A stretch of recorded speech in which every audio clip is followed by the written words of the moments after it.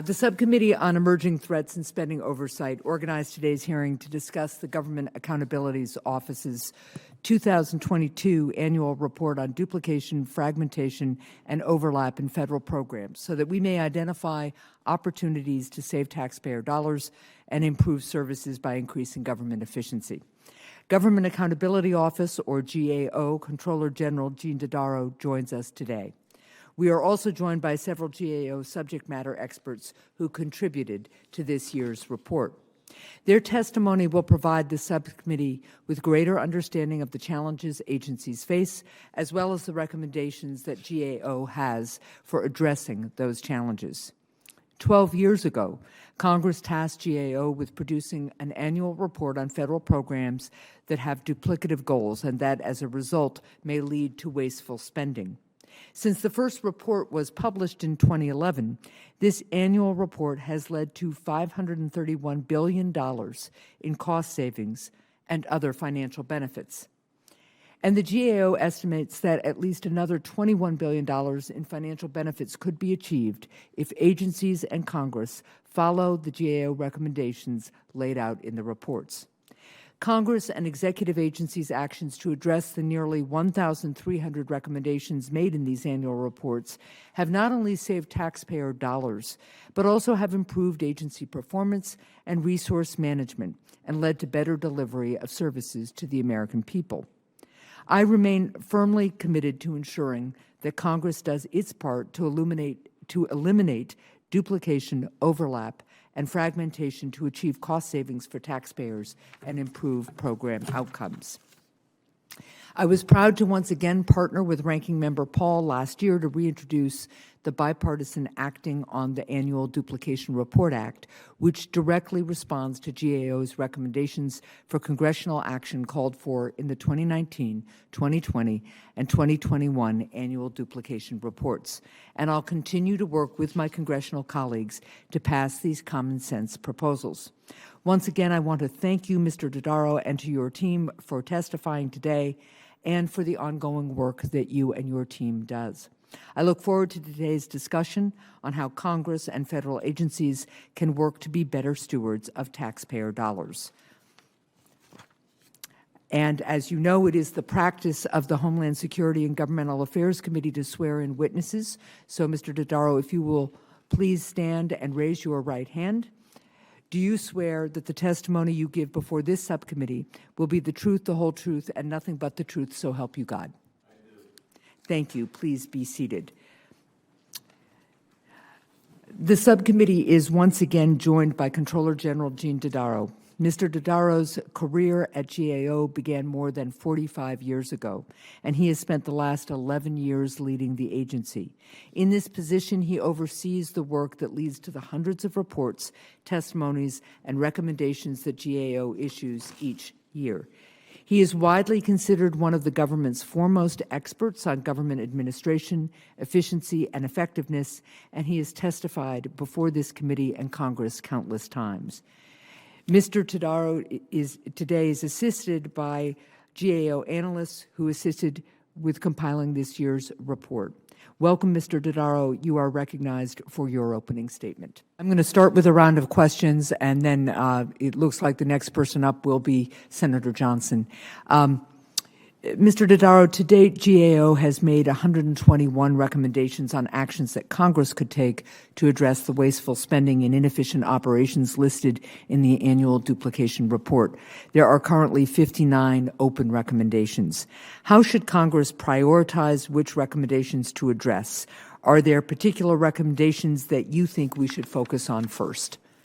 I absolutely think those recommendations that have significant dollar savings potential ought to be among the top priorities. Right.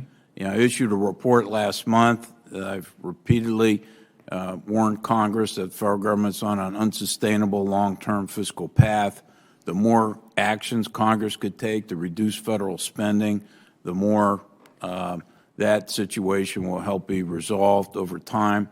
There's also very important sets of recommendations that go to improving public health and safety, and I'd also give those high priority as well. the recommendations we made, for example, in this year's report about dealing with what's becoming, we have about 50 million gallons of hazardous waste that we haven't got rid of, and our costs are going up every year. I mentioned the healthcare recommendations we have. There's the recommendations we have on biodefense strategies this year, very important recommendations on the pandemic. So my view, Senator, would be where it saves a lot of money and where it has a direct impact on public health and safety, those ought to be the top priorities. Thank you. There are 8 new recommendations across 5 issue areas for Congress in this year's report. One involves allowing the Department of Energy to run a pilot program to examine alternative ways to dispose of nuclear waste. Why is congressional action needed here? How would congressional action on this particular issue prevent further wasteful spending and inefficiencies? This deals with one of the biggest nuclear waste sites in Hanford, Washington. The government and the state of Washington have already agreed on how to dispose of the high-level waste, which they're going to vitrify, which is, enclosing it in glass. Yeah. But there's 40% of the waste, supplemental low-level waste, that has not yet been decided how to dispose of. The Department of Energy right now, with our encouragement, is testing using a grouting process which would be far less expensive than the vitrification approach, and then transporting that waste to a location in Texas that's already licensed outside of the state of Washington. There's still some disputes between Energy and the state of Washington that could potentially take this pilot test into litigation that would slow it down for years. And we're concerned that this is only dealing with a couple thousand gallons of waste. And so Congress, by clarifying that this is an approved project for that to go forward with, would give Energy the option. If they could use grouting instead of vitrification, they would be able to do this a lot faster and a lot less costly, thereby both saving money and protecting public health and safety. Thank you. This year's duplication report also notes that 200 federal programs across 21 agencies exist to combat diet-related chronic health conditions. GAO recommends that Congress assign a single federal entity to coordinate these programs and develop a national strategy to reduce inconsistencies in policies and better manage resources for helping Americans struggling with these conditions. So 200 overlapping programs do not pop up overnight. Different perspectives and programs may be helpful in some cases, but it's hard to believe that having that many programs is the best approach to addressing these issues. How did we get to this point? How can Congress or agencies prevent this kind of situation going forward? Well, first, this situation was similar to what we've reported on our prior reports. For example, we found 150 STEM programs across many different agencies, a lot of education and training programs. So they develop incrementally over time. Programs are never looked at to make sure they're working effectively, so that if there's a perceived need, there's always the creation of a new program rather than making the current program work effectively. So it has that similar pattern to it that we've seen in the past. Now, Congress took action. We've reduced the number of STEM programs, the number of educational working programs. I think something similar here could be done, but we need a strategy and need input from the agencies.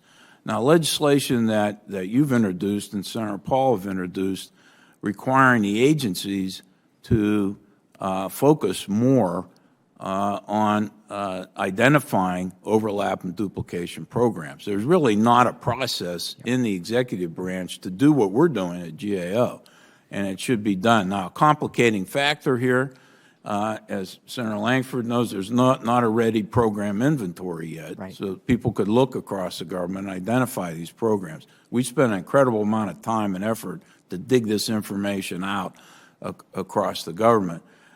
There's efforts being made to develop such an inventory, but your legislative proposals would require each agency using OMB's guidance to identify these overlapping programs. OMB is really in the proper perspective looking across government to help deal with this issue across agencies. And then Senator Paul has a legislative proposal that would require GAO to look at new programs to see if the work that we've already done would indicate that those programs may be duplicative of existing programs. Well, thank you for that. Yeah, I've introduced a bill with Senator Braun that would require agencies to identify duplicative or unnecessary programs and work with Congress to eliminate them. And I take it from your comments just now, you think that OMB might be the right kind of point of nexus, for instance, for these 21 agencies who are operating the programs that you highlight, the 200 programs to combat diet-related chronic disease, might be a good convener of a process. Yeah, it has to be OMB because the agencies have limited visibility on what's going on across the government without the program inventory.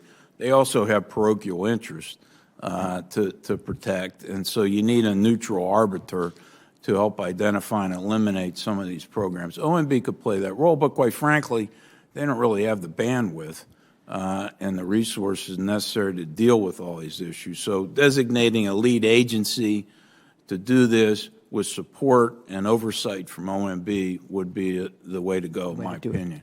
Okay, thank you very much.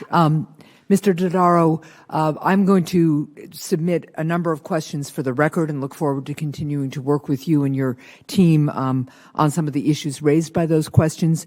But I did want to ask a question about IRS reforms and then just give you a chance to wrap up. I think that we have everybody who is planning to ask questions has already asked. So let me just start with a question about the IRS.